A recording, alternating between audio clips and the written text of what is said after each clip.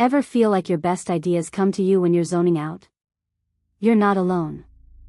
Maybe it hits you while you're shampooing your hair, or when you're halfway through stirring a pot of pasta, staring into the tiles like they're an oracle. That moment, when you're not really thinking about anything in particular, often births the most unexpected strokes of insight. It's almost like creativity has its own strange sense of timing, sneaking up when your guard's down. From Leonardo da Vinci to Albert Einstein, history is littered with big thinkers who openly embraced distraction. They weren't afraid of drifting. In fact, some of their most revolutionary ideas surfaced when they weren't even trying. You probably won't know this, but Einstein once admitted his theory of relativity came to him while riding his bicycle and daydreaming about chasing a beam of light. Not exactly lab coat stuff. But that's kind of the point. Creativity doesn't always live in the laboratory. Sometimes, it lives on the back of a napkin or somewhere between your last coherent thought and your next cup of coffee. Picture this: you're gazing out a rainy window, soft droplets tracing patterns down the glass.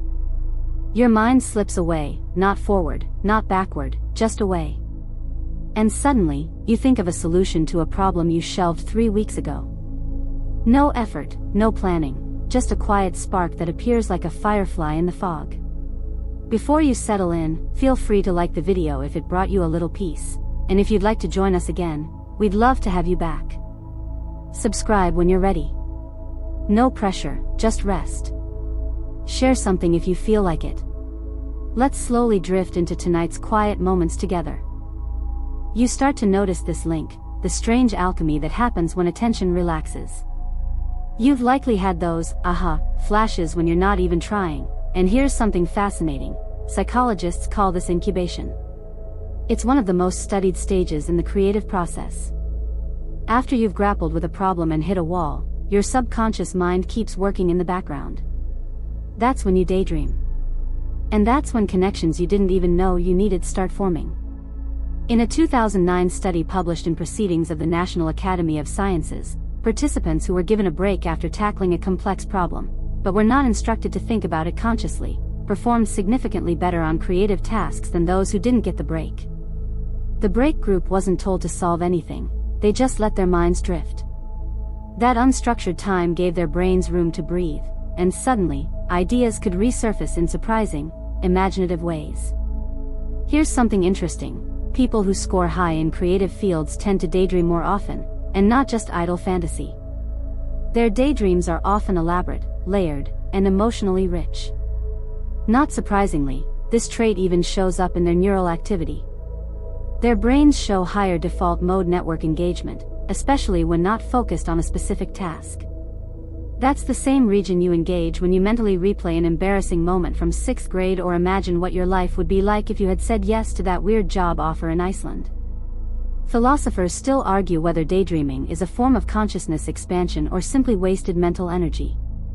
Some traditions view it as frivolous, mindless wandering that distracts from the real work of living. But others? They argue that drifting is itself a kind of work, a necessary step in idea formation. In other words, not all who wander are lost.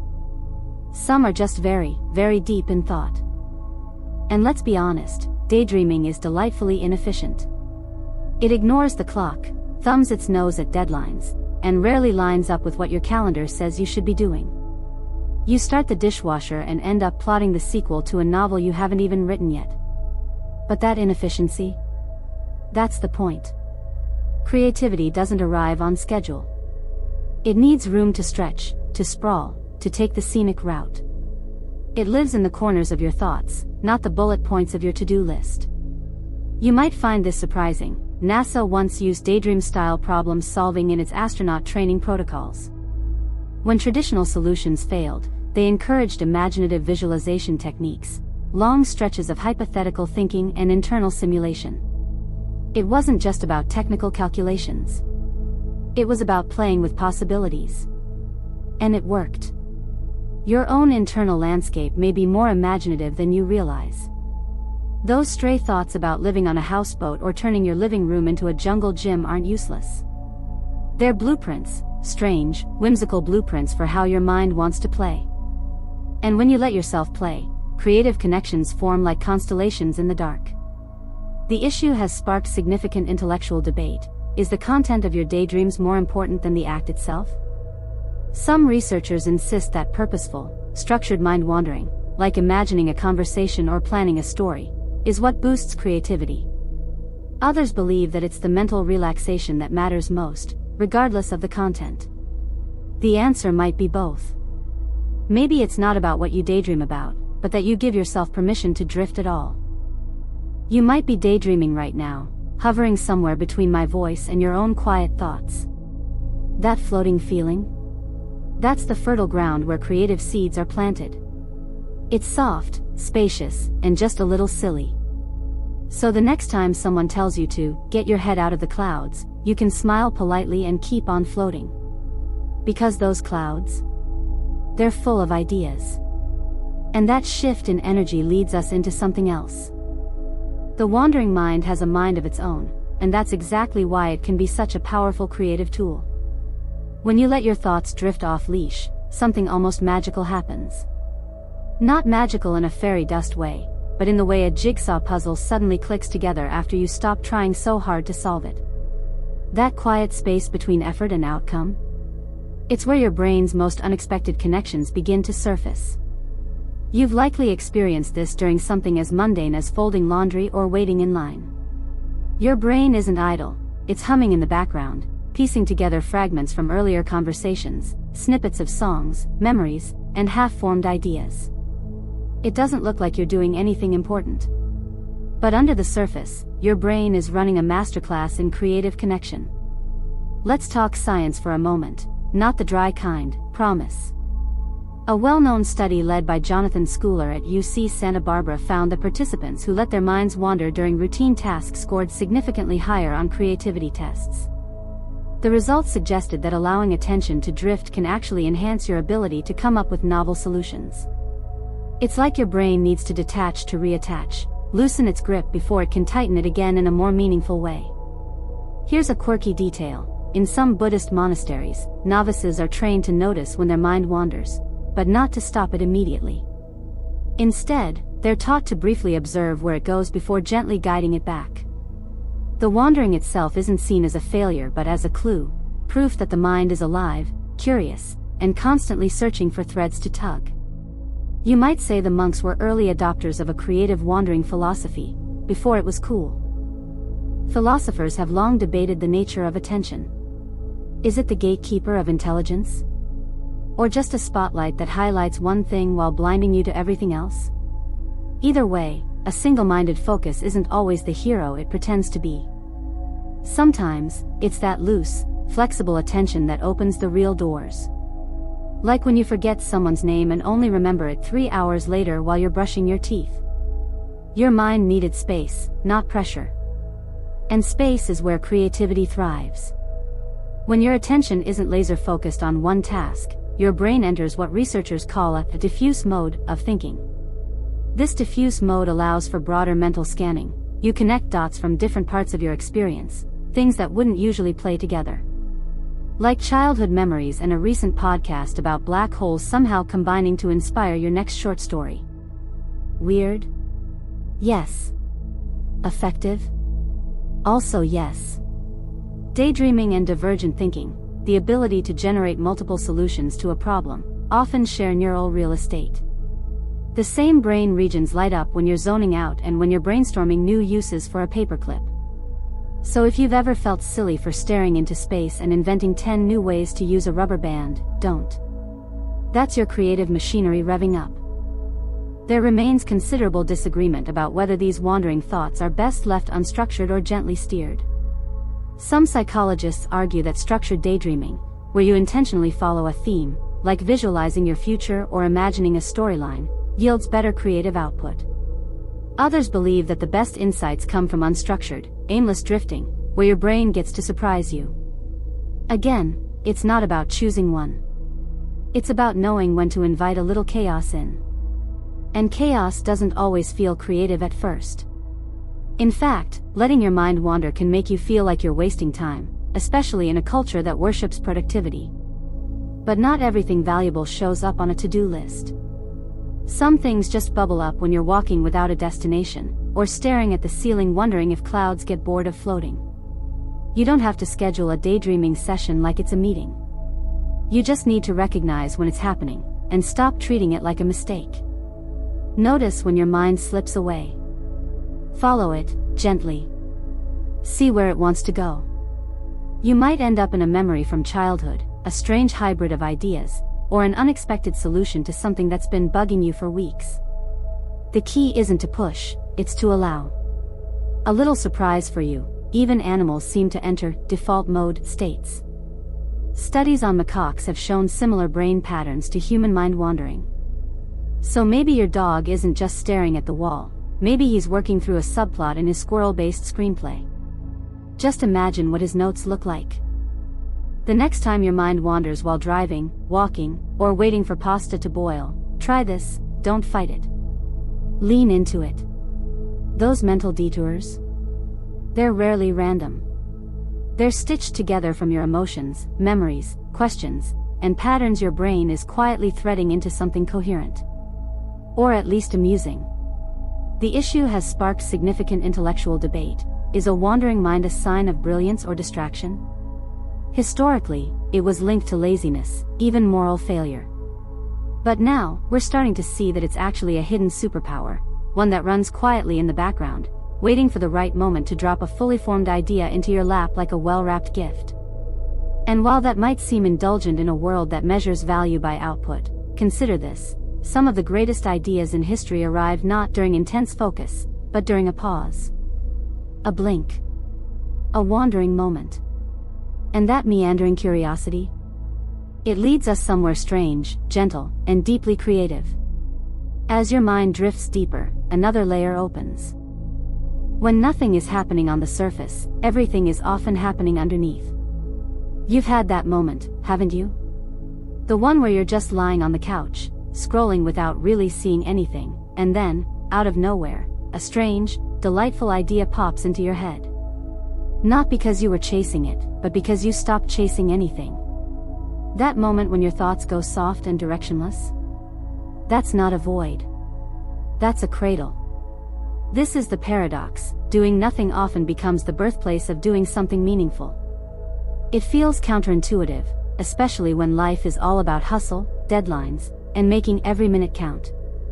But creativity doesn't follow the same playbook. It likes to hide in the background, waiting for silence before it taps you on the shoulder with something genius, or at least weirdly wonderful. Psychologists describe this phenomenon as the incubation effect. Once your conscious mind stops forcing solutions, the subconscious continues working behind the scenes.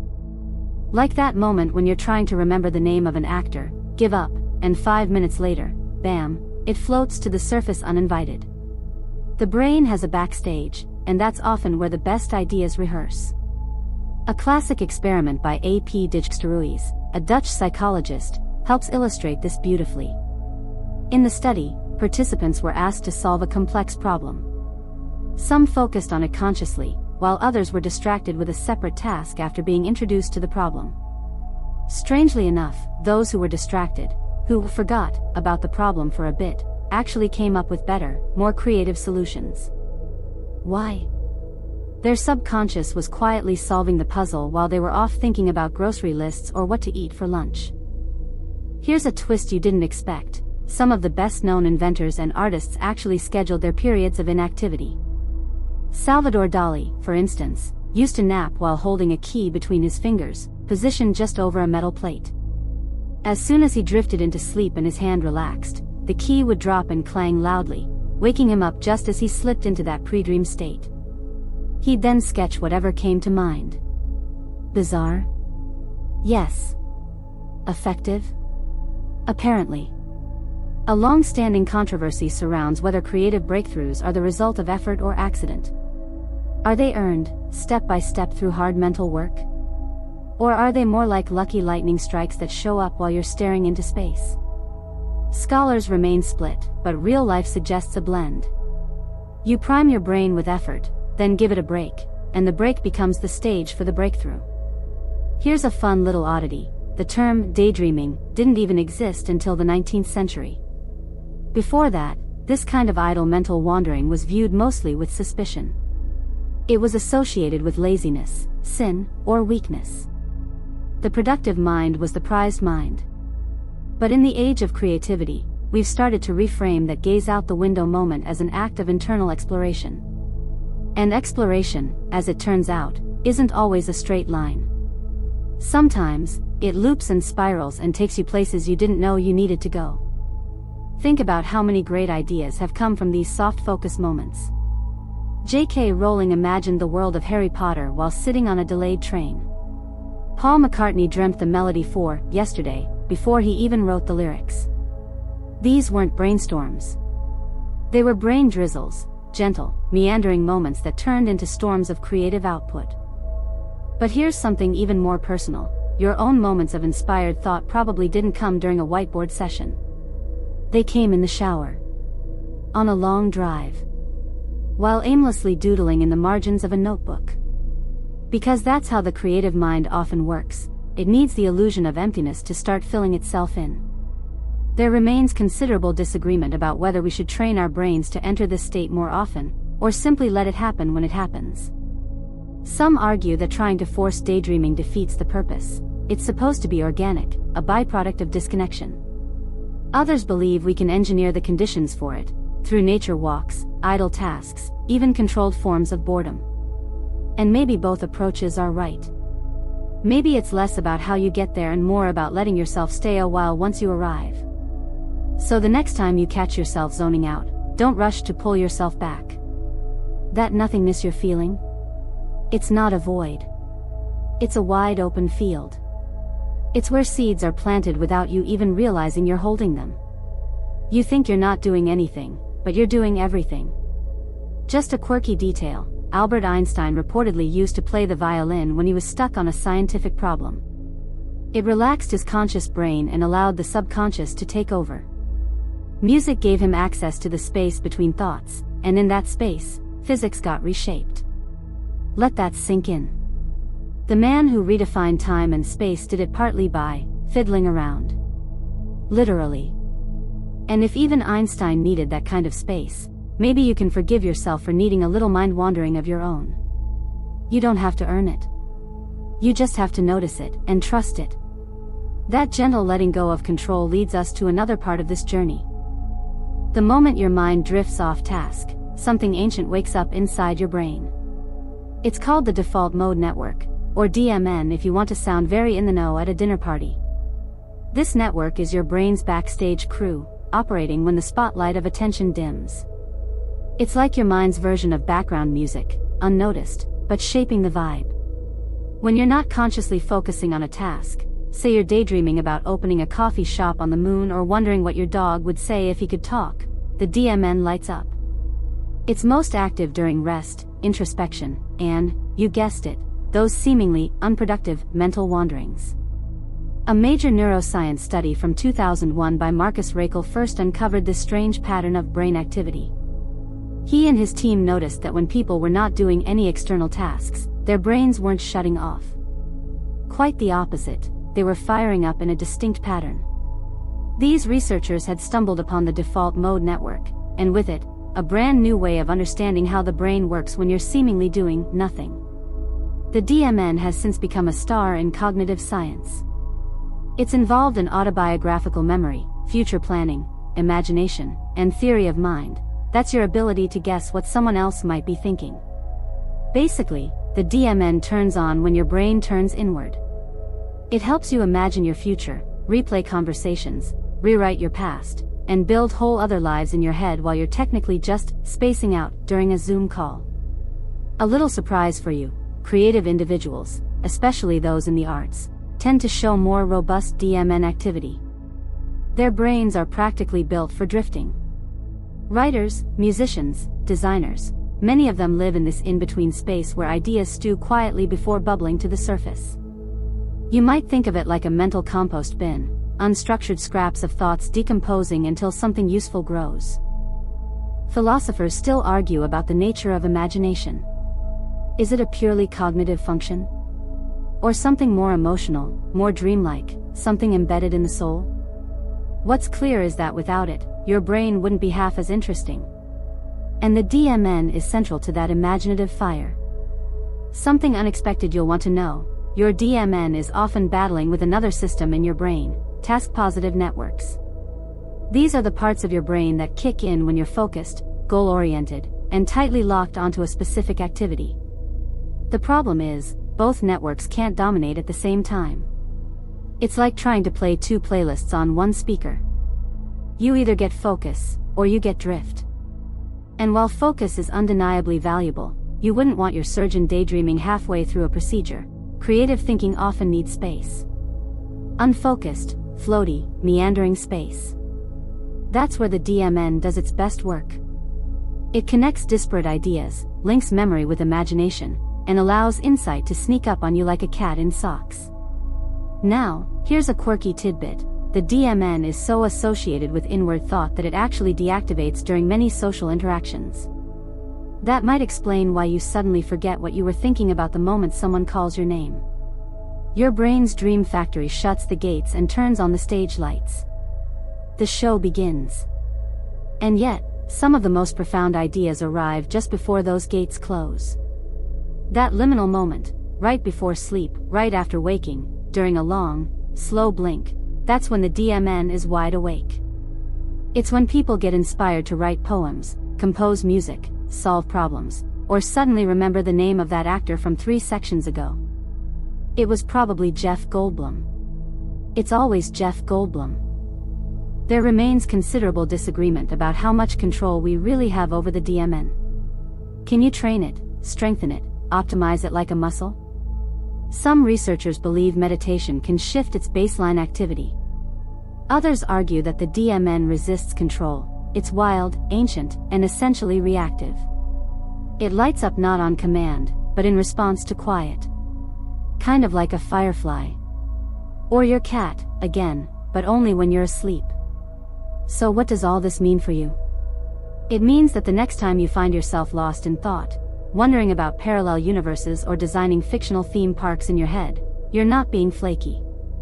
You're activating one of your brain's most powerful creative systems. You're weaving together memory, possibility, emotion, and narrative. You're running mental simulations, asking, what if, and letting your brain build bridges between wildly unrelated islands of thought. And those bridges? They're where ideas live. Here's something funny, the DMN doesn't even wait for your permission. It activates the second you look away from your task. One glance out the window and boom, it's on. Like a mental DJ who slips behind the booth the moment you stop paying attention to the set list. And sometimes, it spins gold. That's why boredom isn't your enemy, it's the entryway. And silence? Silence is sacred. It creates the conditions for the DMN to hum at its most creative frequencies. When you're overstimulated, scrolling, multitasking, pinging between notifications, this system doesn't get a chance to breathe. No gaps, no drift. And no drift, no spark. So give yourself some grace when your mind slips away mid-task. Maybe you were about to stumble into something extraordinary. And while we're here, think back to the last time you caught yourself mid-thought, in a mental place you didn't even know you remembered. That flash of memory, that odd idea, that absurd hypothetical? Yeah, that was the DMN opening a door. That door swings open again as we turn toward another strange and beautiful power your mind holds. Time behaves differently when you daydream. You've noticed this. You close your eyes just for a second, just to take a breath, and suddenly you're 10 years into the future, living on a cliffside, running a bookstore cafe with your best friend and a 3-legged dog named Marvin. Or maybe you're 6 years old again, eating grape popsicles on the back steps of your childhood home, wondering if ants have birthdays. Your body hasn't moved, but your mind? It's halfway across the universe.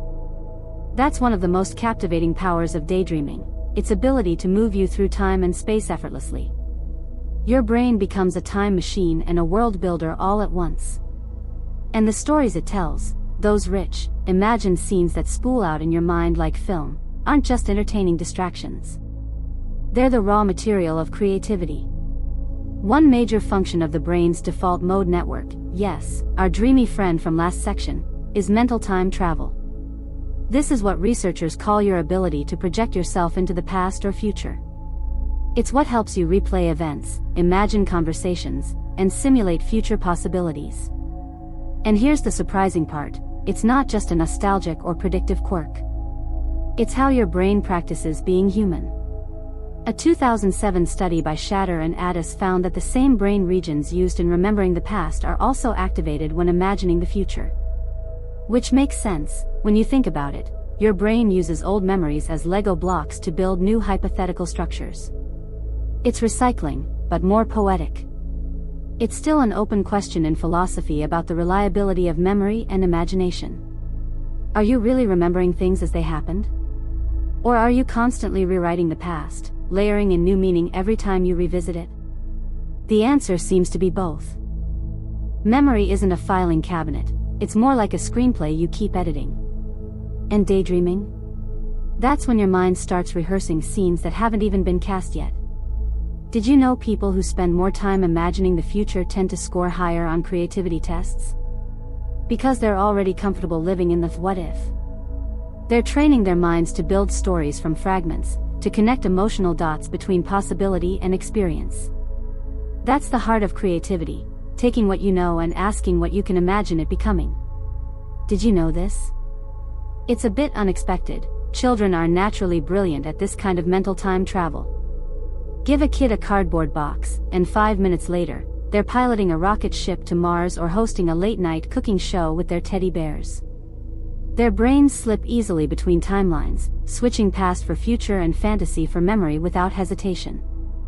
It's not disordered thinking, it's superpowered thinking.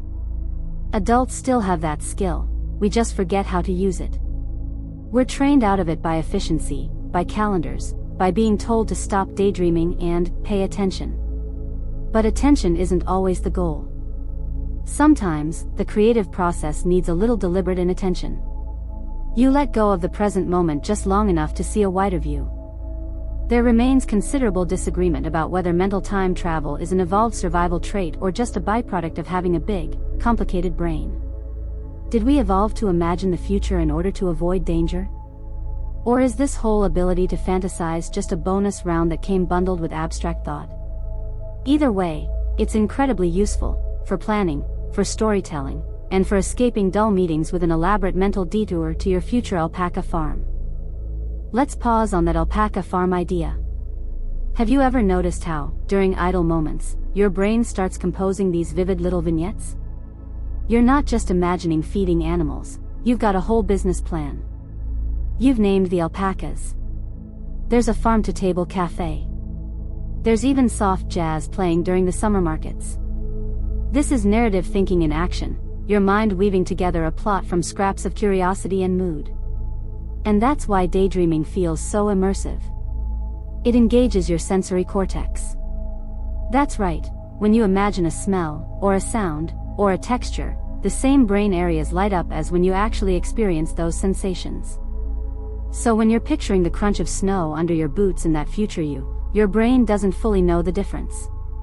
It believes the moment, at least enough to give you goosebumps. Just a quirky detail, in some forms of cognitive behavioral therapy, guided imagery is used as a therapeutic tool to tap into imagination for healing. Patients visualize themselves confronting fears, finding peace, or experiencing success, all without ever leaving the therapist's couch.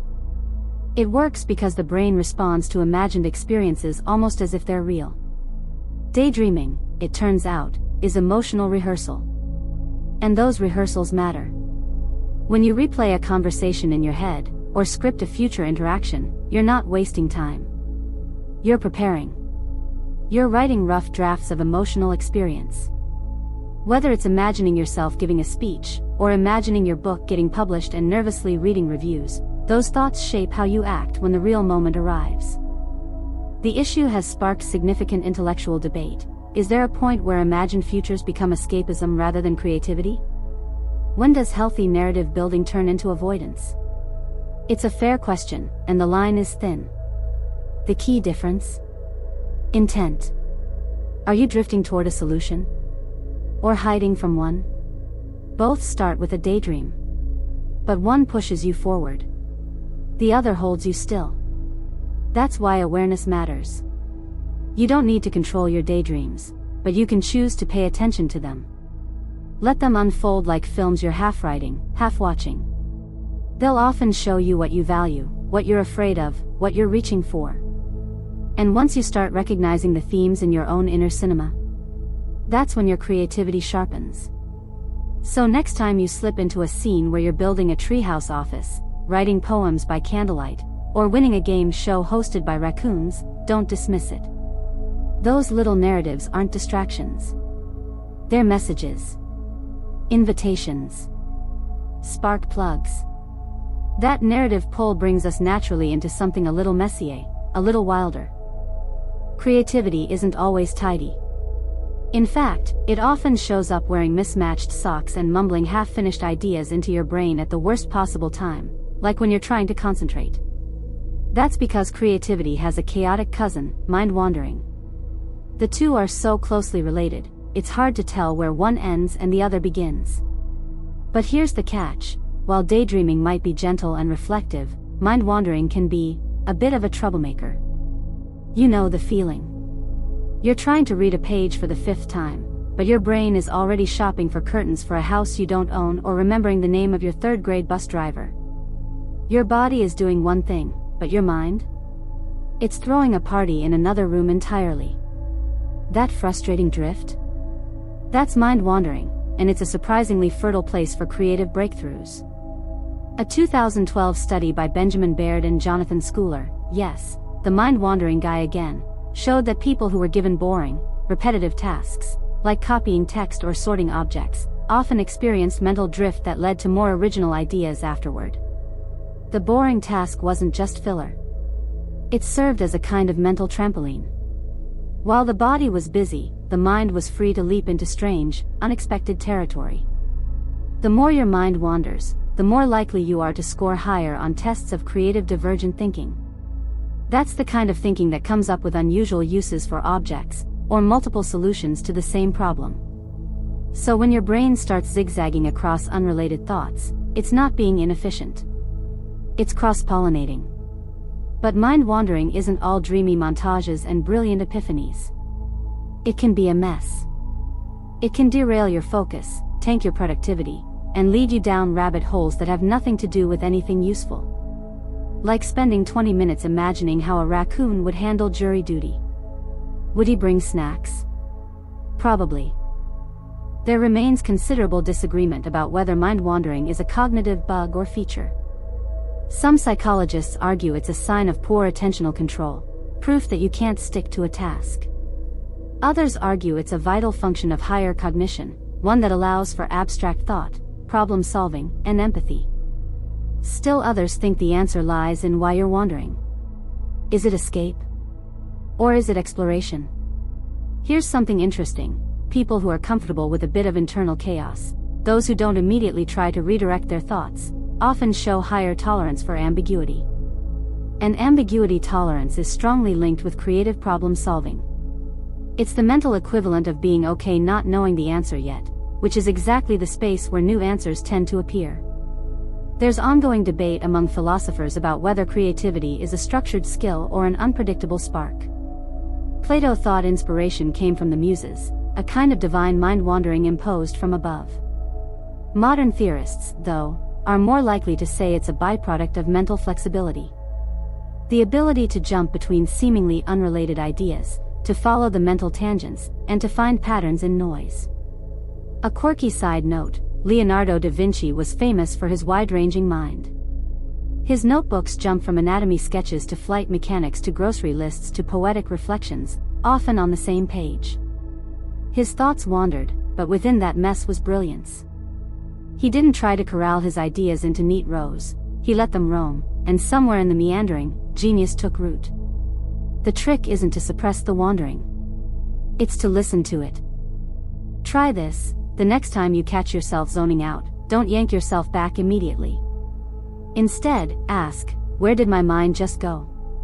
Was it a memory? A random fantasy? A problem I've been avoiding? Often, these detours aren't detours at all, they're your subconscious nudging you towards something that matters. There's a reason that creative people often appear disorganized or scatterbrained. Their thoughts don't walk in straight lines. They zig, loop, and sometimes take the scenic route through imaginary lands. But that randomness? That's the soil for originality. You can't stumble upon something new if you only ever follow the map. Here's a twist you didn't expect. Studies have shown that even intentional distractions can spark creativity. For example, background noise at a moderate level, think a cafe or soft music, can increase creative output.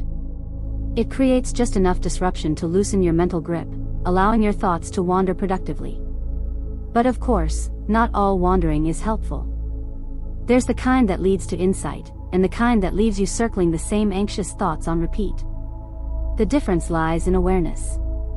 When you're aware that your mind is moving, you can choose how long to stay in the drift, and when to come back. The issue has sparked significant intellectual debate. Can mind wandering be trained, or is it purely spontaneous?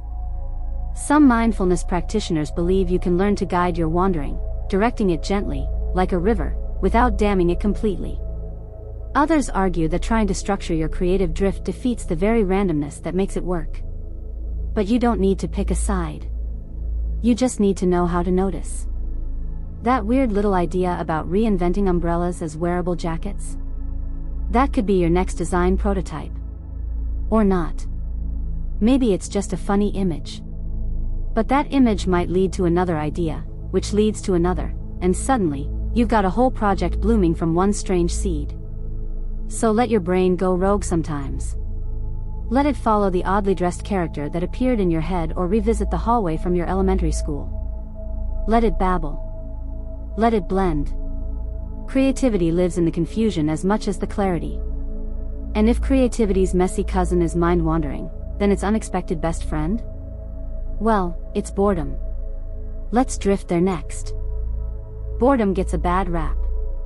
You try to avoid it at all costs, filling the silence with podcasts, background TV, playlists titled lo-fi beats to escape existential dread. But here's the quiet truth: boredom isn't your enemy. It's your brain's call to adventure. When your environment stops stimulating you, your mind doesn't shut down, it starts up in a different way. And that different way is surprisingly creative. You felt it, haven't you? That odd twitch of restlessness when there's nothing to do. That itch in your mind that nudges you to think about, well, something. So you start constructing ideas, scenarios, puzzles, mental games to break the monotony. You daydream about reconfiguring your living room, writing a screenplay about a time-traveling cat, or inventing a silent disco for introverts. Where do these thoughts come from? Boredom opened the gate, and imagination walked right in. A widely cited study by Mann and Cadman, 2014, explored this phenomenon. Participants were first given a super boring task: copying phone numbers out of a directory. Then, they were asked to come up with as many uses as possible for a plastic cup. Those who had endured the boring task came up with significantly more and more original uses than those who didn't. Why? Because boredom acted like mental fertilizer, stimulating divergent thinking as a response to dullness. Researchers suggest boredom is an evolutionary signal. When you're bored, your brain is telling you that your current activity isn't meaningful, rewarding, or challenging. That alert nudges you to seek novelty, to explore new territory, internally or externally. In other words, boredom doesn't mean you're broken. It means you're ready for something new. Philosophers continue to debate the question about the function of boredom. Is it a spiritual vacuum, as Kierkegaard argued, a symptom of existential dread? Or is it a necessary pause in the rhythm of thought, like a breath between movements in a symphony? However you frame it, one thing's clear: when boredom creeps in, daydreams usually aren't far behind. Here's something interesting: kids aren't the only ones who benefit from being unplugged and allowed to get bored. Adults show just as much cognitive stretching when forced to sit in silence with no screens, no stimulation, no agenda. Left alone with our thoughts, we often do exactly what children do: we build stories, imagine future scenarios, revisit old emotions, and experiment with alternative realities. The brain just hates standing still. And guess what? Boredom has a rhythm. At first, it's agitation. You look for something, anything, to do. But if you push through that discomfort, a second phase begins. Your thoughts turn inward. You start creating instead of consuming. You begin to fill the silence with something of your own making. A weird little bonus. Novelist Neil Gaiman once said he writes his best work when he's a little bit bored. So he'll actually put himself in situations where he has nothing else to do, no internet, no distractions, just a pen, a notebook, and a long stretch of empty time. Eventually, his brain gets restless enough to start inventing worlds. Boredom, he claims, is the soil where his stories grow. There remains considerable disagreement about whether structured boredom, like meditation or slow hobbies, is as effective as spontaneous boredom. Can we plan to be bored in a productive way? Or does the power lie in those unscheduled moments when the Wi-Fi goes out or you're stuck in traffic? The jury's still out. But one thing's certain, when your brain hits a lull, it starts rummaging through the attic, pulling out memories, fantasies, creative impulses you didn't even know you had stored away. And if you let it, that rummaging turns into building. That's why some of your most creative thoughts arrive in the shower, or during a slow walk, or while waiting for the kettle to boil. You're bored, but in a gentle, open-ended way. Not frustrated. Not despairing. Just lightly untethered from stimulation. And that gives your mind the perfect excuse to wander. You might find this surprising. Even Charles Darwin scheduled daily walks to purposely do nothing. He called them thinking paths. The goal wasn't exercise. It was to disconnect from structured thought and let ideas percolate. And it worked. Many of his breakthrough theories formed during these strolls, long before there were productivity apps or coffee shops designed for ideation. Boredom might feel uncomfortable at first, but it's actually a soft invitation to imagine. When you stop feeding your brain content, it starts generating its own. And sometimes, what it creates is so peculiar, so inventive, so personal, you almost don't recognize it as your own. Until it sticks. And then you wonder why you were so afraid of being bored in the first place. The issue has sparked significant intellectual debate. Is our current relationship with technology erasing boredom, and with it, creativity? When every spare moment is filled with screens and scrolls, when silence becomes awkward rather than fertile, are we slowly losing our tolerance for creative drifting? It's a modern concern with ancient roots. And maybe it's time we reclaimed our boredom, not as a flaw to be corrected, but as a gift to be protected. So next time you feel the itch of boredom creeping in, don't rush to squash it. Sit with it. Let it whisper. That whisper might turn into a plot twist. A business idea. A solution. Or just a really weird but amusing story about squirrels organizing a tiny furniture store in your backyard. And from boredom, sweet, strange boredom, emerges something else entirely. Let's meet the glazed-eyed geniuses who figured this out a long time ago. There's a particular look people get when they're not really here. Eyes unfocused, mouth slightly ajar, eyebrows relaxed like they've given up on reality for a moment. It's the unmistakable expression of someone deep in thought, or, as some would say, zoned out. But here's the twist, that glazed-over stare might be the face of brilliance in progress. Some of the most iconic creative minds in history spent a lot of time staring into space. Their ideas didn't come from frantic hustle or constant brainstorming sessions. They came from long pauses, quiet distractions, and a whole lot of mental meandering. The truth is, many geniuses weren't hyper-focused robots. They were master daydreamers. Take Nikola Tesla, for instance. Before he built his inventions, he saw them in his mind, fully formed. He would visualize devices with incredible precision, tweaking them in his imagination before ever picking up a tool. The man could simulate machinery in his head while leaning against a wall, probably looking like he was calculating how many ants live in Central Park. But in reality, he was mentally constructing electromagnetic fields. And he's not alone. Albert Einstein famously valued imaginative thinking over logical knowledge. He once said, "I never came upon any of my discoveries through the process of rational thinking." Instead, he let his thoughts wander. He played mental games, imagined riding alongside a beam of light, and allowed the universe to unravel in his mind. From that spacey place came theories that changed how we see time itself. In a study examining the habits of highly creative individuals, researchers found a strong correlation between openness to experience and a tendency toward frequent, immersive daydreaming. These are people who allow their thoughts to linger on the absurd, the hypothetical, the impossible.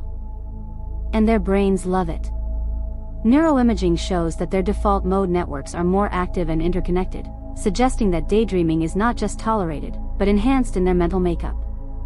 A random tidbit: Beethoven reportedly composed some of his pieces while out walking, lost in thought. He carried a notebook with him at all times, not because he was methodical, but because inspiration could strike mid-wander. Some locals apparently thought he was a bit mad, muttering to himself, scribbling furiously under trees. But that's the thing about genius. It often wears the costume of eccentricity. Philosophers have long debated the source of genius. Is it talent? Training? Divine madness? Socrates believed creativity came from a kind of sacred madness, a disruption of ordinary thought patterns. That theory, oddly enough, fits what modern psychologists say about mind wandering. It disrupts linear thinking, inviting in randomness and novelty. Which, if you think about it, is exactly what original thought requires. Bet you didn't see this coming. Isaac Newton's theory of gravity came to him during one of history's most iconic daydreams.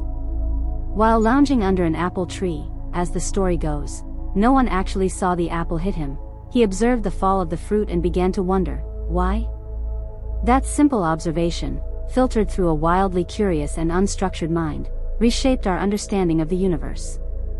Not bad for someone who looked like he wasn't paying attention. There remains considerable disagreement about how much of creative genius is hardwired and how much is nurtured through habits, like regular daydreaming. Are these minds just born different?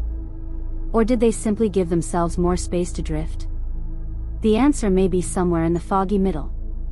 Natural ability, yes, but also a willingness to sit in silence, to wander off inside the brain and not immediately snap back. And here's where it gets personal. You probably have your own version of this. Those times you've been mid-commute, lost in thought, imagining entire stories or solving problems without even trying. You didn't label it creative genius. You just called it spacing out. But maybe it's the same thing. Maybe genius isn't always loud and obvious. It's quiet, glazed over, and halfway between here and somewhere else entirely. Let's not forget Frida Kahlo. She spent years confined to a bed, daydreaming entire worlds onto her canvas. Her physical stillness gave rise to intense mental movement. She painted not what she saw, but what she imagined, what she felt. Her art wasn't just expression. It was excavation. Daydreaming became her way of reconstructing a fractured world into something strange and beautiful. And then there's Steve Jobs. His moments often came during walks. He was a relentless pacer, favoring the freedom of movement to jostle loose ideas. That kinetic lull, the repetitive rhythm of footsteps, gave his brain room to think differently. Some of Apple's earliest innovations were shaped not by meetings, but by walks with friends, where conversations wandered as freely as the paths beneath their feet. So, what do all these icons have in common? They trusted the drift. They didn't panic when their thoughts went off course. They followed the thread, let it tangle, and came back with something new. Their most brilliant moments often arrived not during active problem solving but in those odd, quiet hours when it seemed like they were doing nothing at all. The issue has sparked significant intellectual debate. Is this kind of unfocused thought reproducible? Can you choose to be a creative genius by simply letting your mind wander more? Or is there a secret sauce, a mix of intuition, intellect, and perhaps a slight disregard for convention, that sets these minds apart? One thing's for sure, the next time you catch someone with that faraway stare, mouth slightly open, lost in their own internal cinema, you might be looking at someone on the edge of an idea. A breakthrough. A poem. A problem solved. Or just a very elaborate fantasy involving penguins running a smoothie shop. Either way, it's a mind in motion. And this brings us to a curious, enchanted chapter of life where daydreaming is not only expected, it's celebrated, childhood. Let's drift there now. Childhood is one big daydream with snack breaks. When you're little, reality is flexible. Trees can talk. Stuffed animals have secret jobs. Floor tiles are lava, and you, clutching a plastic sword and wearing a beach towel as a cape, are the kingdom's only hope. It's not just play. It's narrative, it's emotion, it's architecture for the creative brain. And it happens effortlessly, all the time. You probably had an imaginary friend. Or a few. Maybe a whole council of them. They helped you make sense of confusing feelings, gave you courage in new situations, or just made long car rides way more entertaining. You weren't weird. You were building a private world, and studies now show that this kind of pretend play is one of the earliest indicators of creative potential later in life. Researchers at the University of Oregon found that children who engaged deeply with imaginary companions tended to grow into adults with higher capacities for narrative creativity and empathy. Their childhood daydreams weren't just cute, they were training grounds. Blueprints for how to think outside the box, feel inside someone else's shoes, and imagine the world as changeable. Here's a twist you didn't expect. When adults are asked to recall their most vivid childhood memories, they often report emotionally rich scenes tied to imagination. Not real events like birthdays or report cards, but pretend games, self-invented rituals, magical thinking. A made-up language with your sibling.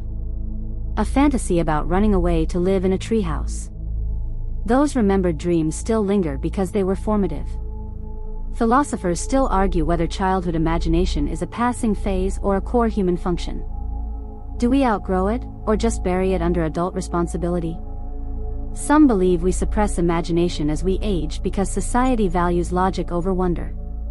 Others argue we simply lose access to the same immersive worlds because we stop feeding the parts of the brain that build them. And the brain does change. The prefrontal cortex, which helps you focus and regulate behavior, doesn't fully develop until your mid-20s. That means kids live in a freer space neurologically, less filtering, less mental inhibition. Their minds aren't so preoccupied with what's realistic, which makes them more open to wild, looping ideas. Creativity thrives in this mental playground. Here's a quirky little truth. Roald Dahl, author of Matilda and Charlie and the Chocolate Factory, credited his storytelling talent to the hours he spent alone as a child making up absurd tales. He often wrote in a little hut in his garden, essentially a grown-up fort, surrounded by childhood trinkets and daydreams. The line between past and present blurred in that space, and he liked it that way.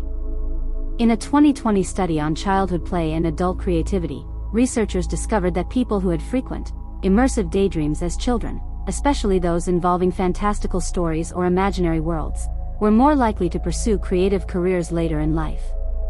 Not only that, they tended to describe a sense of mental fluency, or the ability to generate new ideas quickly, even as adults. So what happened? Why did we stop having secret conversations with trees? Why did the floor become just a floor? Well, life happened. Schedules. Homework. Expectations. You were praised for staying on task, not for imagining your sandwich was a flying submarine. Slowly, creativity became a bonus, not a default. And daydreaming? It got rebranded as spacing out. A distraction. Something to fix, rather than something to protect. There remains considerable disagreement about whether we can truly recapture childhood imagination in adulthood. Some argue that the neuroplasticity of early years makes that kind of thinking impossible to replicate. Others believe we can retrain our minds through practices like writing fiction, role-play games, art therapy, and immersive storytelling. The truth may lie somewhere between memory and muscle. And here's where it gets personal again, because you haven't really lost that childhood spark. It's just sleeping under a few layers of bills and notifications. It wakes up sometimes. Like when you catch yourself talking to your pet in a full-blown character voice. Or when a smell instantly drops you into a made-up world you created when you were 9. You may not have a pirate crew anymore, but the part of your brain that built them? Still alive. Still building. In fact, many of today's most successful creatives deliberately channel that childlike mindset. Pixar's storytelling team often talks about writing from the floor, imagining how a child would see the world, then filtering that through adult narrative skills. The result? Stories that resonate with everyone, because they blend the wonder of daydreaming with the emotional depth of experience. You might find this surprising. Some schools are now bringing back structured imagination time, letting kids have blank space in their day to dream, make up stories, or just stare out the window without consequence. Why? Because they've discovered that daydreaming isn't downtime. It's developmental time. And it's essential. So what can you do with this knowledge? Well, maybe start by building your own adult-friendly imaginary space. A ritual, a hobby, a corner of your life where you get to pretend again. Whether it's creative writing, DIY miniatures, playing tabletop RPGs, or inventing fake backstories for strangers in the grocery store, this isn't regression. It's recovery of the most imaginative, generative part of you.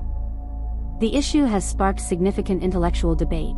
Should adult creativity imitate childhood imagination, or build entirely new forms? Some argue that mimicking childish play risks oversimplifying complex adult thoughts. Others believe it's the very simplicity, the bold, unfiltered leaps of logic, that adults desperately need to reclaim. After all, kids don't worry about whether their stories are good. They just tell them. Loudly. With sound effects. So here's the invitation: tell yourself a story. One with a dragon, or a potato who solves crimes, or a starship shaped like a teacup. Let it be wild. Let it make no sense at first. Because inside that nonsense, there's something you've been trying to say since childhood. And now, as we leave the imaginary jungles and cardboard castles behind, we step into something quieter, repetitive, and unexpectedly sacred. Let's walk into the role of routine. Repetition. It doesn't sound very creative, does it? The same route to work. The same kettle boiling. The same drawer that sticks a little when you open it. But within these simple, looping patterns lies something oddly magical. Because it's often in the most ordinary, repetitive tasks that your mind slips free, and daydreaming begins to bloom. You already know this. You felt it. The trance you enter while folding laundry, or walking the dog, or lathering shampoo. Your body handles the task on autopilot, and your brain? It drifts. Quietly, effortlessly. You start thinking about a new recipe. Then it morphs into a restaurant idea. And suddenly you're designing menus in your head while matching socks. Here's something interesting: these repetitive motions, especially physical ones, create a gentle rhythm that calms your nervous system and opens your mind. Neuroscientists believe this rhythm helps regulate brainwave activity, guiding you into a relaxed but alert state known as alpha. And alpha waves? They're associated with creative insight, intuition, and, you guessed it, spontaneous daydreams.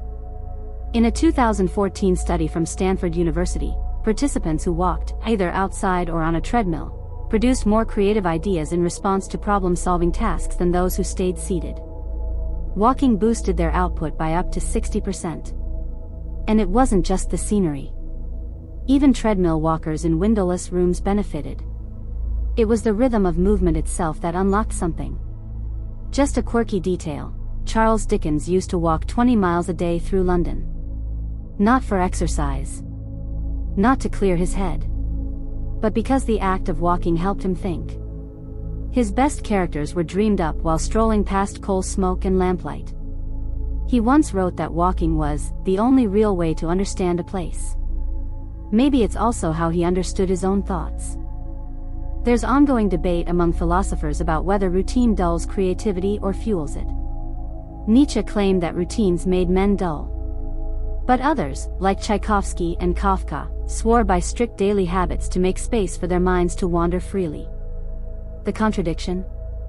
It turns out that structured boredom, a dependable, repetitive action, may be the ideal garden for creativity.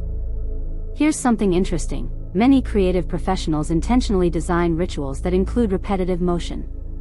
Painters who start with the same brush strokes. writers who pace between sentences, programmers who tap a stress ball while thinking. These aren't nervous tics.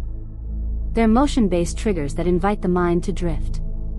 There remains considerable disagreement about why repetition is such a powerful gateway to daydreaming. Is it purely neurological, brainwaves sinking into rhythm? Or is it psychological, because familiar motions free up cognitive load? Or is it symbolic, your body doing one thing so your spirit can do another? Whatever the cause, the effect is clear. As the body repeats, the mind roams. And the more automatic the task, the more expansive the daydream. Think dishwashing, sweeping, driving a route you've driven 1,000 times. These aren't dead moments.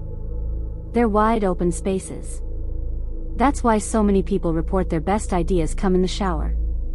There's warmth, repetition, and a total lack of external input. You're surrounded by white noise, engaged in a sensory task, and under no pressure to perform. It's a perfect storm for creative drift. And it doesn't have to be physical movement. Even mental routines, like daily journaling or morning meditation, can become creative gateways. The ritual gives your mind a pattern to follow. And once the pattern is established, your brain relaxes enough to slip sideways. Here's a twist you didn't expect. Agatha Christie claimed that she plotted most of her murder mysteries while washing dishes. She didn't wait for inspiration to strike at her writing desk. It struck at the sink. Knife in one hand, sponge in the other, murder on her mind. It's easy to think of creativity as flashy and chaotic. But in reality, it often creeps in through the cracks of dullness. It doesn't need fireworks. It needs a little rhythm and a little silence. And suddenly, you're not just commuting, you're rewriting a scene in your head. Not just knitting, you're solving a business problem. Not just doing yoga, you're thinking about how to pitch that wild idea that's been sitting in the back of your brain. The issue has sparked significant intellectual debate. Should we be building more repetition into our daily lives to foster creativity? Or is the danger that too much routine leads to stagnation? Some argue that creativity thrives on novelty. Others insist that without rhythm, the brain stays too alert to drift. Maybe the secret isn't choosing one over the other, but combining them. Repetition with room for play. Because that's what these rituals really are, mental lullabies. Small, repeated motions that sing your brain into a more fluid, less defensive state. And once you're in that state, the daydreams come knocking. The weird ones. The helpful ones. The wait, what if, ones. So next time you're doing the same thing for the 100th time, whether it's making tea or tying your shoes, notice where your mind goes. Is it wandering to a memory? An invention?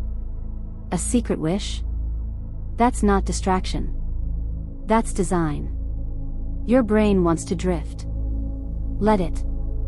And as your feet fall into rhythm, or your fingers repeat a motion, your mind starts whispering something new. Something surprising. Something yours. Which brings us, gently, into a more emotionally charged part of the daydreaming terrain.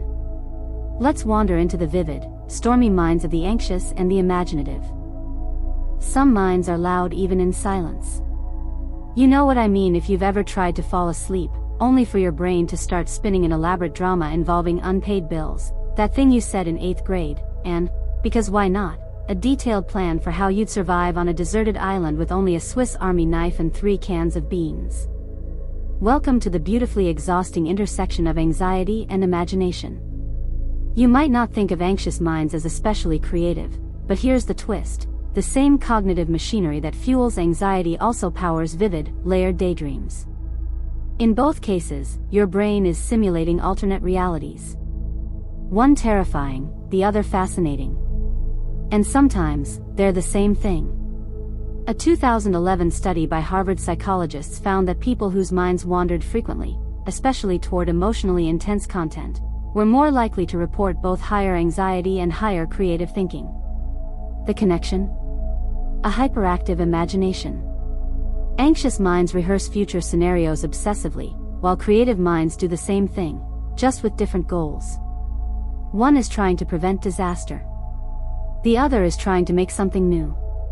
But both are building castles in the air, some haunted, some hopeful. Philosophers continue to debate the question of whether anxiety is a flaw or a function. Is it an evolutionary leftover?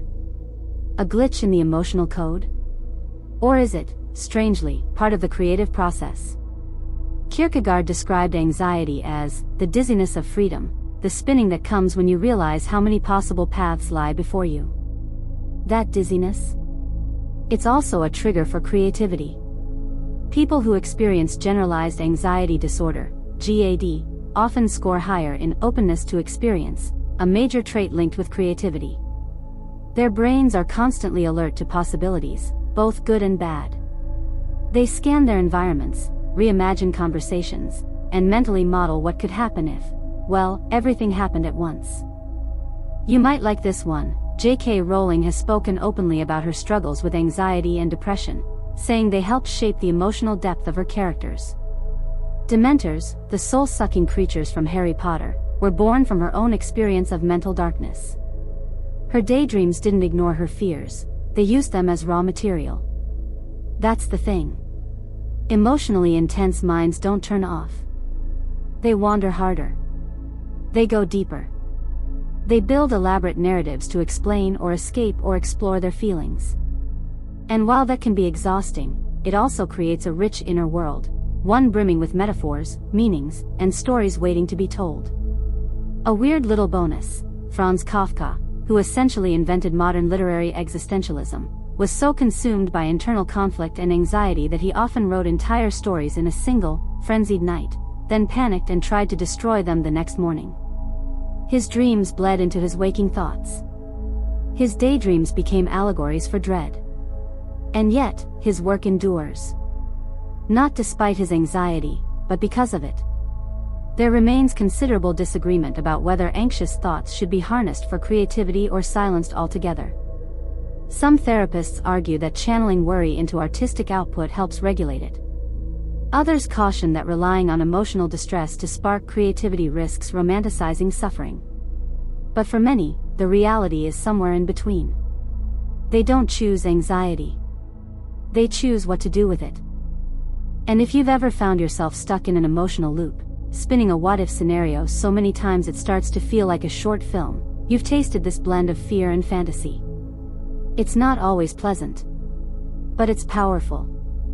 Because embedded in every imagined worst case is the mind's secret talent, vision. People with intense inner worlds often create as a form of emotional translation. They daydream not to escape life, but to decode it. They take a tangled feeling and stretch it out into poetry. They turn a gnawing worry into a game design. They build meaning from discomfort, transforming unease into something tangible and, in some cases, beautiful. And here's where things get a little magical: emotionally charged daydreams are often the most memorable. The ones that stick. The ones that compel action. Studies show that people who experience higher emotional arousal during their daydreams, whether joy, fear, sorrow, or excitement, are more likely to remember and act on them later. Emotion makes the imagined real. So no, anxiety isn't always the enemy of creativity. Sometimes, it's the signal flare. The creative process starts where the worry ends. The anxious thought is the doorway, the dream is what lies on the other side. Something unexpected you'll want to know: the act of writing down anxious daydreams, literally journaling your imagined fears, can increase creative insight. Not because the fears go away, but because you've taken that emotional energy and shaped it. Like giving chaos a costume and a script. Suddenly, it's not just panic. It's a premise. And you've probably done this without realizing. You've invented conversations before they happened. Crafted speeches you'll never give. Imagined losses that never came to pass. But in those imagined tragedies were stories. Confessions. Questions. And perhaps, the beginning of something profound. The issue has sparked significant intellectual debate: do artists need to suffer to create? Or is that just a myth we tell to romanticize pain? Most psychologists now agree, suffering isn't a requirement, but sensitivity often comes with the territory. Emotionally intense people process more deeply. And deeper processing creates the conditions for powerful, layered daydreams. So if your mind feels like it's always in motion, always scanning, spinning, scripting, it's okay. That's not a flaw. That's a forge. What you imagine in your anxious moments might not be comfortable, but it can be transformative. And as that stormy creative current slows, we float into a softer, more dreamlike state. Let's linger in the near-sleep magic of microdreaming. There's a quiet threshold your mind crosses right before sleep, soft, flickering, strange. You're still awake, technically, but your thoughts have stopped following the rules. Logic loosens its grip. You think in pictures, in textures, in odd little scenes that dissolve the second you try to look directly at them. This, right here, is microdreaming, a fleeting, fertile space where creativity dances just out of reach. You felt it. That moment when your head hits the pillow and suddenly your thoughts shift into strange territory. You're in your bedroom, but also underwater. Someone's asking you for directions in a language you invented 5 seconds ago. It's nonsensical, but not confusing. It feels right in that moment, like your mind is testing out realities just for fun. Microdreaming happens during the hypnagogic state, the transition between wakefulness and sleep.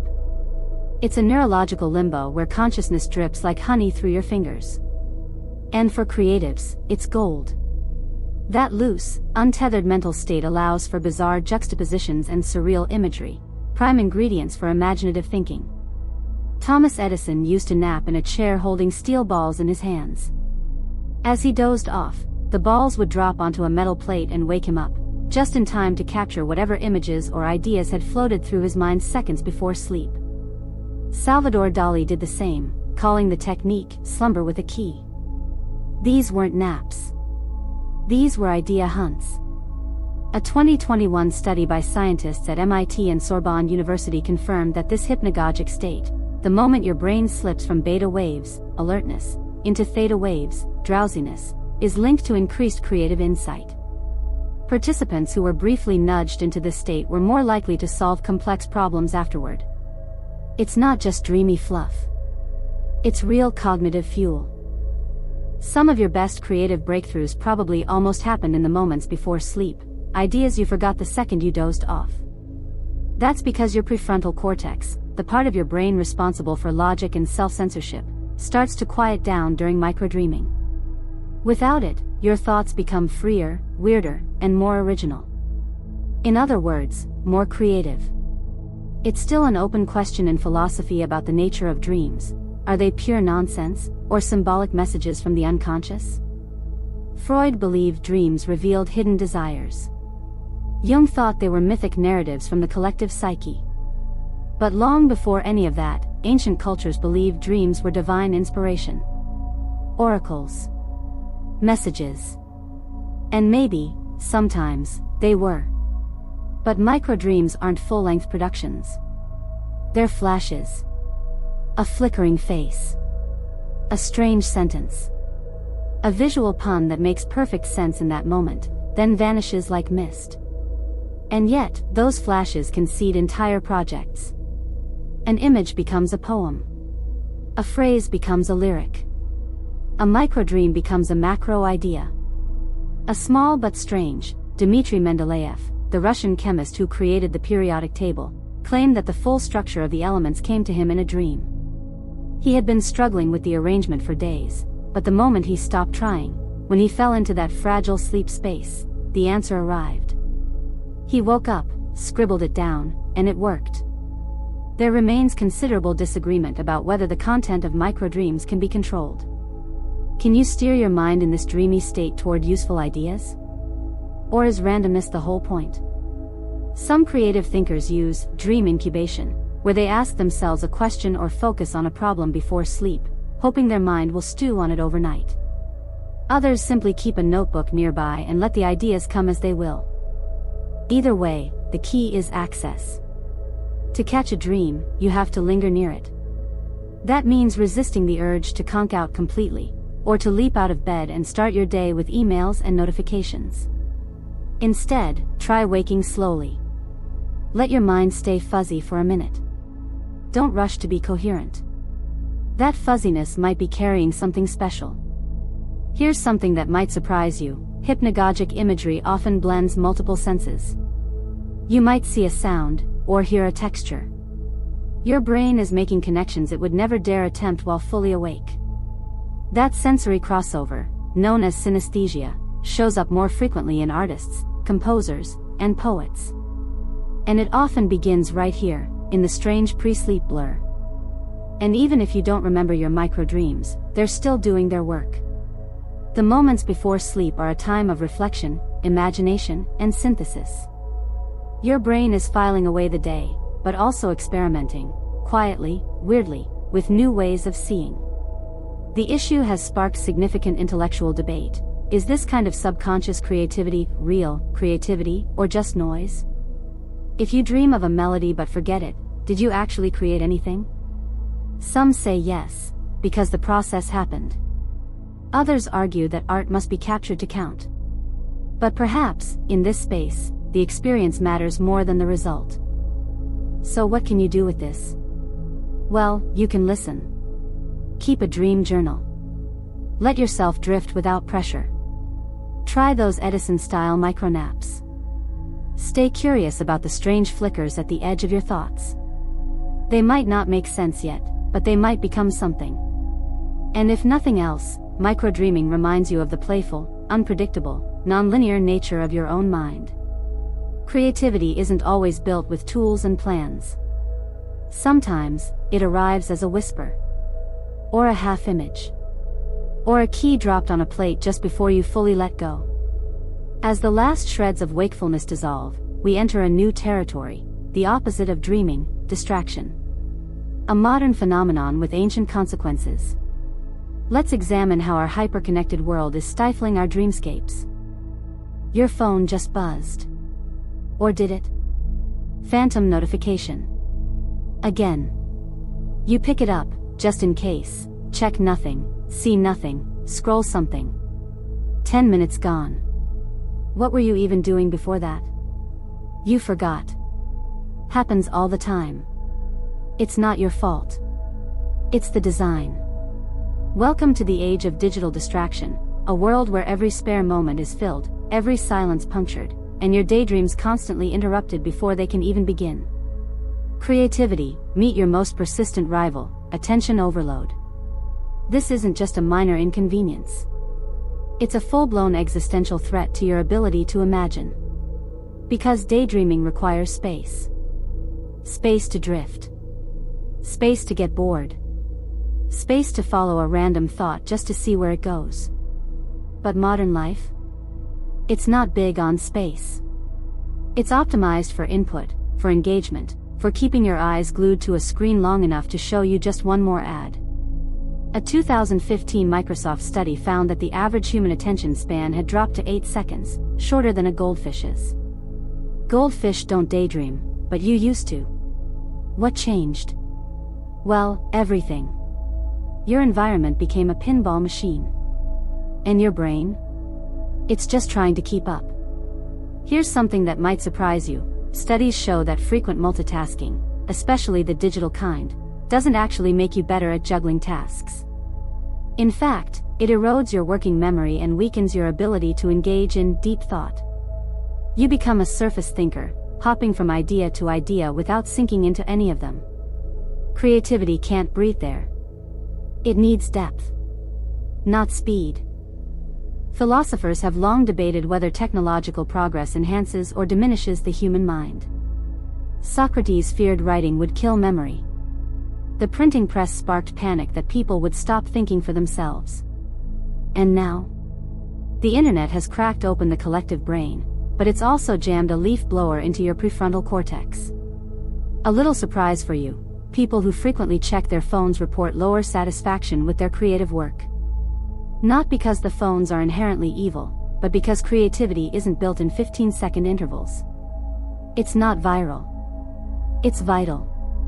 And it doesn't like being interrupted every time your group chat argues about soup again. There remains considerable disagreement about whether we can truly reclaim focus in a world designed to fragment it. Some argue for digital detoxes. Others suggest integrating mindfulness practices into tech use. But one truth is becoming clearer: the price of constant connection may be disconnection from your own mind. And that matters. Because if your brain is always reacting, pinging, swiping, responding, it stops wandering. It forgets how. The imaginative muscles atrophy. You stop having those rich, strange daydreams during the bus ride, because you're scrolling TikTok instead. Not that there's anything wrong with TikTok. But the space it fills? That used to be yours. Did you know Leonardo da Vinci never completed many of his works? Not because he was lazy, but because he was perpetually distracted by new ideas. Even in the 15th century, distraction was a creative hazard. And he didn't have Instagram. He had clouds and birds and gears and probably an overactive imagination that just wouldn't let him sit still. Sound familiar? What's changed now is the scale. The noise. Your brain, once a forest, now feels like a freeway. Constant motion. Constant content. Rarely a pause. And without the pause, there's no drift. No quiet hum that says, "Hey, remember that story idea from last week?" The issue has sparked significant intellectual debate. Are we adapting to this new attention economy, or surrendering to it? Some optimists say human cognition will evolve, becoming faster, more efficient, more nimble. Others warn that we're trading away something irreplaceable: the ability to sit with a thought, alone, uninterrupted, long enough for it to bloom. So how do you fight back? Not by ditching technology entirely, but by reclaiming your attention in little pockets. The quiet 5 minutes in the morning before you touch your phone. A walk without earbuds. A notebook instead of an app. These are your resistance rituals. Small choices that make space for drift. Try this: next time you reach for your phone out of habit, pause. Ask yourself, what was I about to think? That's the moment. That flicker, that almost daydream, is what you're trying to save. Because creativity doesn't shout. It whispers. And if you fill every silence, you'll never hear it. You might find this surprising: even brief moments of silence, just 2 minutes, have been shown to reduce stress and restore cognitive function. Silence is a reset button. And silence is where daydreams love to play. So maybe it's not about going off the grid. Maybe it's just about carving out small islands of quiet in the scroll storm. Making room for your mind to do nothing on purpose. Not as a luxury. As a necessity. You haven't lost your ability to imagine. You've just been too busy reacting to remember what it feels like to drift. But the drift is still there. Waiting. And as we emerge from the overstimulated fog, we arrive at the end of this journey, a gentle return to the self. A call to let yourself linger again. Let's close with a quiet guide to reviving your inner dreamer. You don't need to chase inspiration. You just need to slow down enough for it to catch you. That's the quiet truth. The spark of creativity you're searching for? It's not buried in a productivity hack or a 3-hour webinar. It's floating at the edge of your mind, waiting for you to stop, breathe, and let it in. You don't need more apps. You need more pauses. Gentle, purposeless, gloriously inefficient pauses. Learning to linger again is about trust. Trusting that when your brain wanders, it isn't malfunctioning, it's exploring. That when your thoughts drift into that strange loop of grocery lists and plot twists and childhood flashbacks, something valuable is happening beneath the surface. You're not zoning out. You're zoning in, into your deeper self. And it starts small. You don't have to quit your job and live in a yurt, unless that's your dream, in which case, yurt away. You just need to make space for the drift. 5 minutes in the morning without a screen. A walk without a destination. A shower where you don't rehearse a conversation, just let your mind wander like steam curling from the faucet. Even the act of looking out a window has been shown to boost creative thinking. Not doing anything. Just gazing. Letting your thoughts ripple out like sunlight on a pond. In a world obsessed with grind, that kind of stillness can feel rebellious. But it's not rebellion, it's restoration. In Japanese culture, there's a concept called yugen, a sense of beauty and mystery that's felt rather than explained. It's the awareness of the universe that triggers emotional insight. You can't schedule yugen. You can only create the conditions where it might appear. And one of those conditions? A quiet, drifting mind. There remains considerable disagreement about how much creativity is discipline, and how much is divine accident. But even the most structured artists know this. You can build the house, you can light the candle, but you have to wait for the muse to walk in. And she's usually late. So you sit. And you breathe. And you daydream. Just a quirky detail, Maya Angelou used to rent hotel rooms, not to write, but to think. She brought nothing but a Bible, a notepad, and a bottle of sherry. No distractions. Just space. And in that space, words arrived. Sometimes in fragments. Sometimes in floods. But always, eventually. This is your space now. A small ritual of stillness, repeated daily, can reawaken the part of your mind that knows how to imagine without fear. And it doesn't have to look like meditation or journaling, though it can. It might be baking bread. Tending a garden. Watching raindrops race down glass. What matters isn't the form. What matters is that you don't fill it with input. Let yourself be bored. Let yourself stare. Let yourself wander. You've probably forgotten how good it feels to lie on your back and make shapes out of clouds. Or to doodle without trying to make it good. Or to have a full conversation in your head with someone who doesn't exist. These aren't quirks. They're doors. The issue has sparked significant intellectual debate. Is modern life too loud for the imagination to survive? Or is creativity evolving to adapt to new noise? Maybe both are true.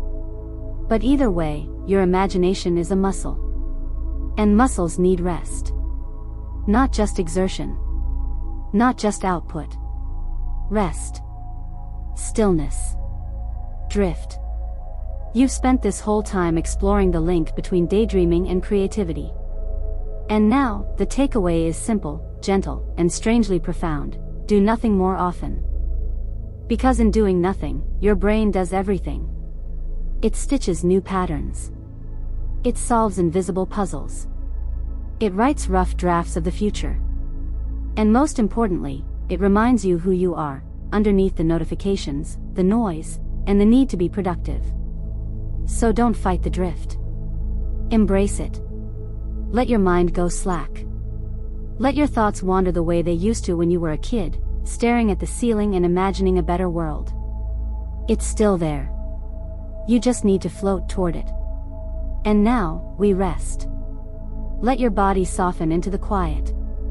Let your breathing slow, deep and steady, like the tide rolling in and back again. There's nothing to do now. Nowhere to be. You've wandered far, and it's time to let those thoughts settle gently, like leaves falling to the forest floor. If a thought appears, let it pass. If an image floats up, an old memory, a stray idea, welcome it with warmth, then let it drift. No need to follow. No need to name it. Just let your inner world bloom and fade, like a dream that knows how to return home. You're safe here. Safe in the quiet, safe in the stillness. Your mind has done its wandering. It's earned this rest. Remember, you don't need to have the answers. You don't need to be interesting, or clever, or ready. You just need to be. You're allowed to coast. You're allowed to lose the thread. You're allowed to dream again. And in that dreaming, maybe something will whisper back. Maybe not. Either way, you're where you need to be. Close your eyes now, if you haven't already. Let the darkness behind your eyelids fill with soft color, soft shapes, soft nothing. Let your breath be the only rhythm you follow. No pressure. No goals. Just rest. And as your thoughts grow slow and wide and warm, may your dreams, day or night, always be welcome.